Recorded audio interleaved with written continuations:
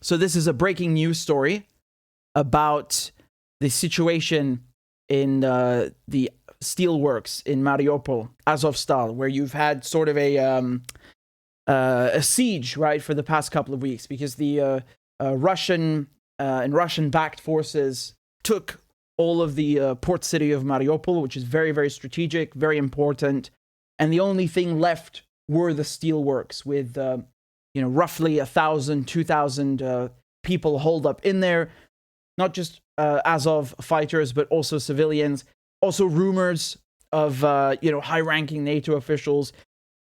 Don't know about that yet, but let's look at what Reuters is saying. Headline reads, Steelworks defenders appear to signal end of Mariupol siege. This is very important. Just another reason what I'll tell you is that this is also the quote-unquote home headquarters of the Azov Battalion, right? So it's also a symbolic victory if this is indeed over.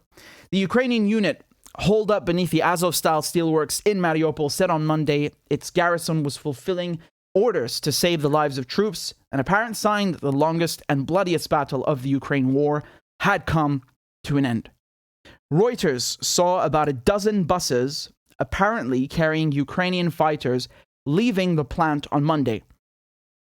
It was not possible to determine how many people were aboard. Some 600 fighters have been estimated to be inside the vast Soviet-era plant, including dozens of wounded. Quote, in order to save lives, the entire Mariupol garrison is implementing the approved decision of the Supreme Military Command and hopes for the support of the Ukrainian people, the Azov Regiment said in a social media post.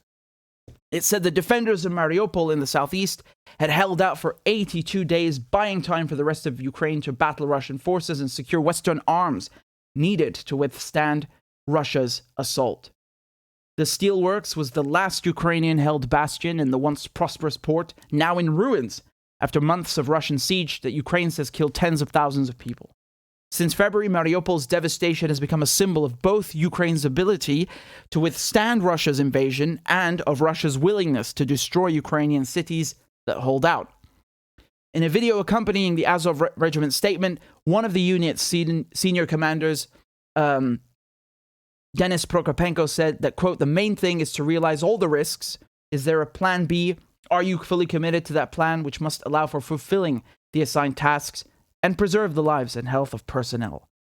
This is the highest level of overseeing troops, all the more so when your decision is endorsed by the highest military command. Here are some of the buses of Ukrainian troops reportedly leaving the Azov-style steelworks, and these photos are courtesy of Reuters, I believe. Oh, that's the channel that cannot be named, so we're gonna have to just play it like this, huh?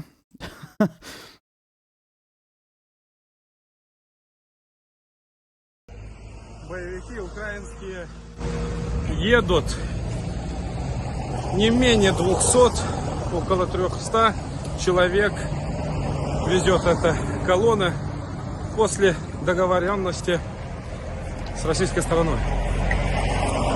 Все они из Азовстали.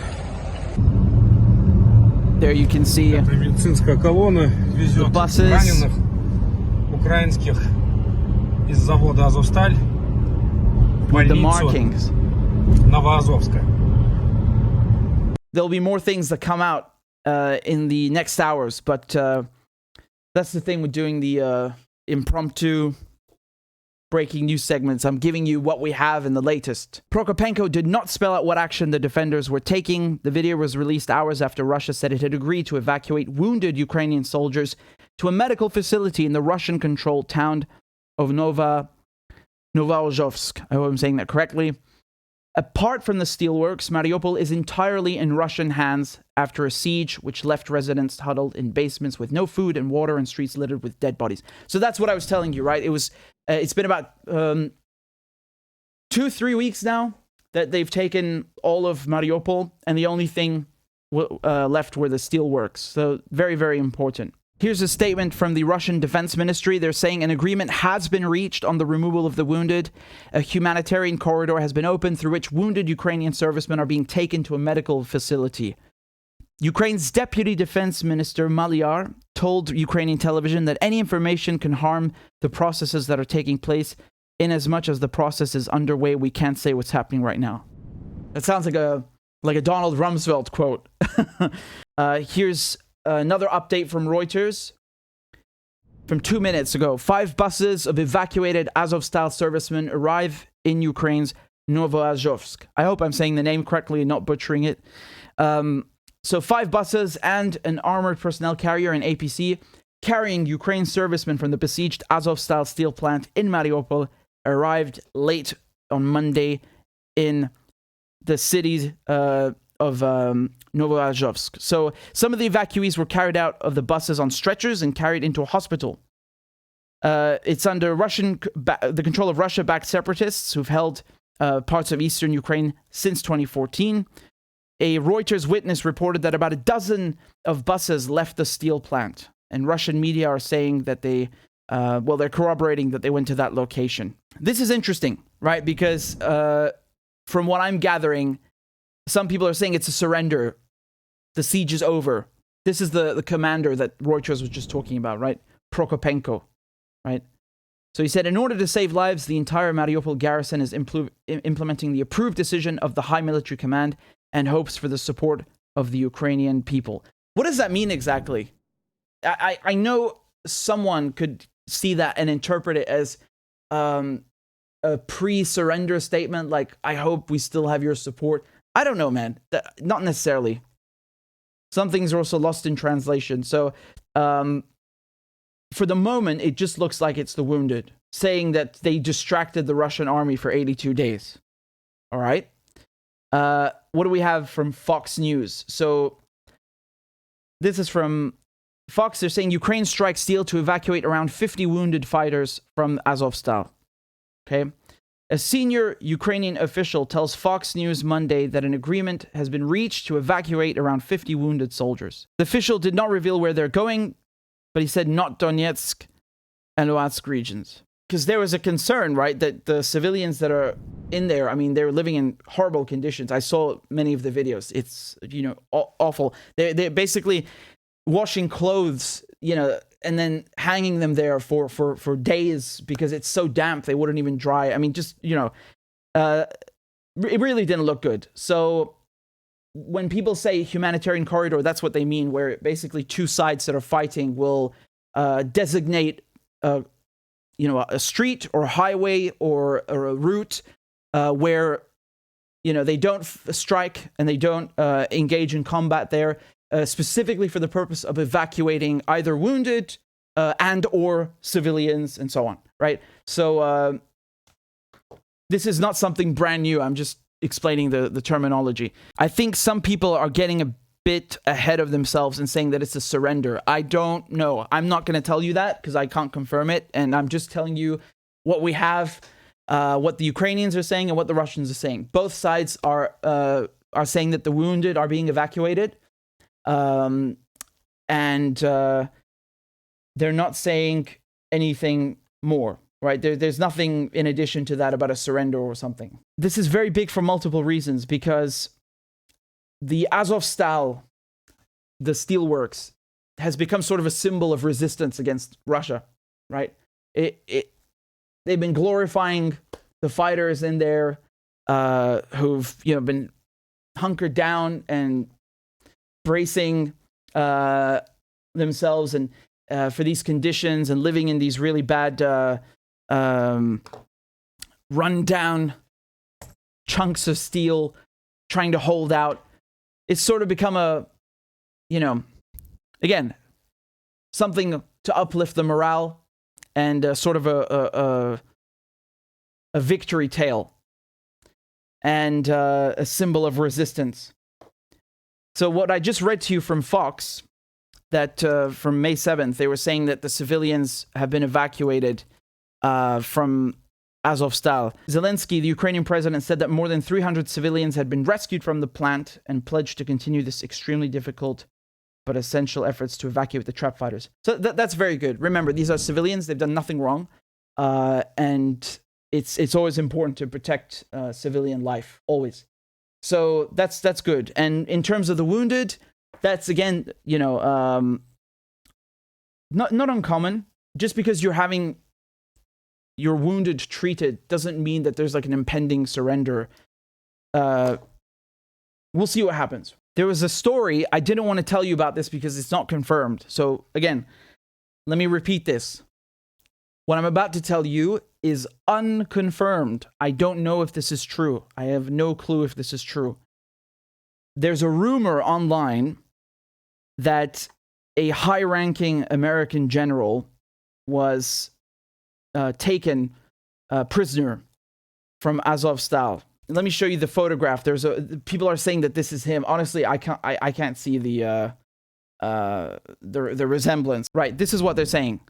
Russia is not disclosing who this American officer is who's captured at Azovstal. Rumor is it's Major General Roger Cloutier, so NATO serving commander who was with Azov.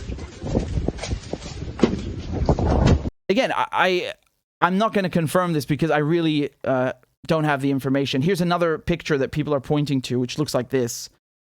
Apparently, this guy over here is supposed to be him. I'm sorry, but I just don't see it. I really don't see it, guys. Do you see it? You just can't tell. So let's wait, right? Let's wait till we have more information and so on. Because when I had Pepe on, we were talking about how there's, there are rumors that you have high-ranking NATO officials in there. Yeah, it's possible. I'm not saying it's impossible, but I don't know if that's true. So we'll wait and see. But I'm just telling you what people are saying and whispering online. It's too hard to say, and I don't want to say anything wrong.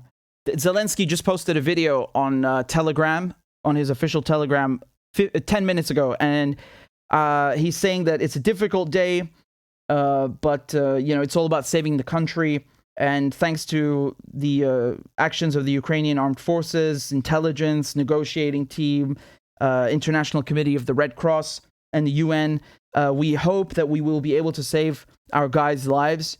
I want to emphasize that Ukraine needs Ukrainian heroes alive. So he's basically confirming this. And again, now we have two officials. The evacuation of the wounded is pretty much confirmed. Here are some more pictures. These are unconfirmed images that have just popped up. Unconfirmed images of the 51 wounded soldiers that have been evacuated. There is nothing more at the moment, but I just wanted to bring you up to speed on this because this is a huge story. It doesn't mean, again, I'm going to repeat myself, this doesn't mean that the situation, the siege of the steelworks in Mariupol is over. But if I can be blunt, I think this is good. I like seeing diplomacy. I like seeing, civilians being taken care of, and in this case, wounded, because there's so much war and there's no humanity. So even seeing a speck of it is good, even though you know my feelings about neo-Nazis. And, according to all reports, the ones that are holed up in the steelworks are indeed Azov Battalion. But that's the thing. If you start denying, if you start saying you don't want to treat the wounded, and then you become like them. In any case, we'll see what happens. Me personally, man, I'm really upset about Ukraine. It's really awful, what's happening there. So many people that have had to leave their homes, so much destruction. This is so awful, really. What a terrible, terrible situation. And this is all precisely because there was no diplomacy, right? And that's very sad, because all of this could have been avoided. At the end of the day, the United States and Ukraine is not essential for the United States. It's just not. It's in no way. At the end of the day, no matter when this conflict ends, there will be some sort of a diplomatic settlement. There has to be. There has to be. So, instead of dragging it out and making money for all these weapons dealers, these disgusting merchants of death, these agents of imperialism,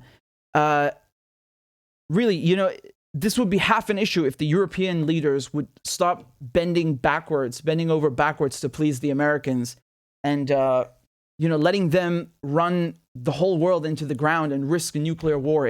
My God, there's so many dimensions to this, In any case, here's the latest. This is the latest on the steelworks in Mariupol, on the Azovstal siege. And as more information comes in, of course, I'll keep you updated on YouTube and on Twitter.